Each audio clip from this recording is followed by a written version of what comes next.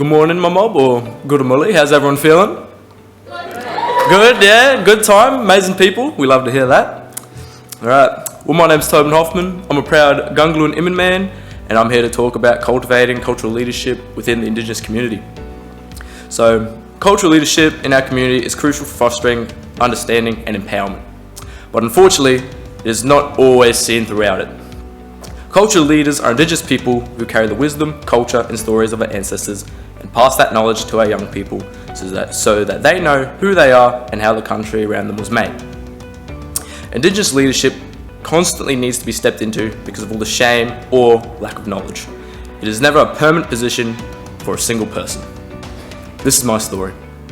Group Co and Wundagara culture have been trying to pass my culture, our culture, everyone's culture to schools and other organisations to try and revive a lot of the forgotten knowledge to remember the stories of the land they live on. During school, being an older Indigenous boy, had to step up and lead the Indigenous dance trip at school. During school, shame was a devastating factor that stopped Indigenous boys and girls from expressing their love for culture through corroboree. Even though we attempt to revive our culture, a lot of our people, young and old, feel shame to show love for it, whether that be through dance, artifacts, dreamtime stories. Feel shame to show love for it, whether through dance, artifacts, dreamtime stories. So, in some cases, we have to use code switching, where Indigenous people have a second voice or a different way we talk when in a bigger public area. It can even be something as simple as ordering from fast food places locally because they feel uncomfortable or shame to use their natural voice. The importance of Indigenous leaders in our community is more important than what people give it credit for. What is even more important is if that leader is a consistent face that is well known in the community. It gives the community a better sense of security, helping Indigenous people, young and old, to embrace culture. Rather than stand up sporadically, they need to have the dedication and commitment to stand up consistently, to always stand up to the occasion when necessary or when they feel like they're needed. Continuous leadership is extraordinarily important. Not only does it drive change to inspire others with the leadership qualities, but it gives others confidence to engage with their community. Given enough time, some people may decide to step up, to fill that leadership gap themselves, to become that face that everyone can trust and go to them if feeling stuck or lost. Introducing culture to our young people in schools is extremely important. It helps them understand who they are, where they come from, and gives them a better understanding that they are a part of the longest living culture in Australia. Not only that, but they learn old customs such as how to make artifacts.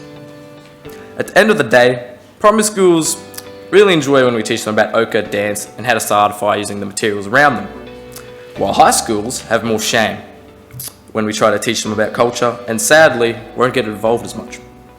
Although, some of the older kids find the confidence to give it a go, which inspires the younger students to do the same.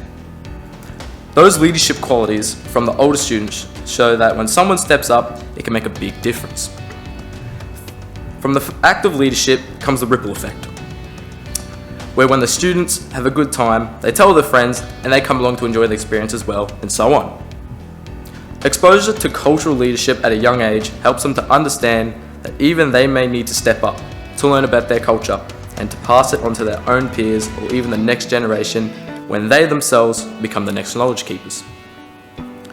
Promoting Indigenous businesses and education involves recognition and support. This can be achieved through forming partnerships with schools for various services such as educating Indigenous and non-Indigenous students about customs, dreamtime stories and celebrations over thousands of years old. These partnerships make introducing culture within schools a much easier process by creating a time for us to go in and educate not only the students, but the staff as well, about how sacred and important Indigenous culture really is. Such as the depth behind the Dreamtime stories, explaining how the land was made from the animals around us, and how much importance and respect that brings to the land and animals as well. This helps us lead our young people understand how important it is and what it means to be Indigenous. In Indigenous culture, leadership holds profound significance, serving as a cornerstone for the community. Leaders in Indigenous communities hold wisdom and deep connection to the land and ancestors. They held a major role in decision making, conflict resolution, and cultural knowledge from one generation to the next. Most, if not all, Indigenous organisations should take the time to share the knowledge they have to young people of this generation to nurture the sacred knowledge passed down from the beginning of the Dreamtime stories. If organisations were to share this knowledge, if they were to embrace and cultivate cultural leadership, it would signify the powerful identity and value it is throughout the Indigenous communities. Thank you.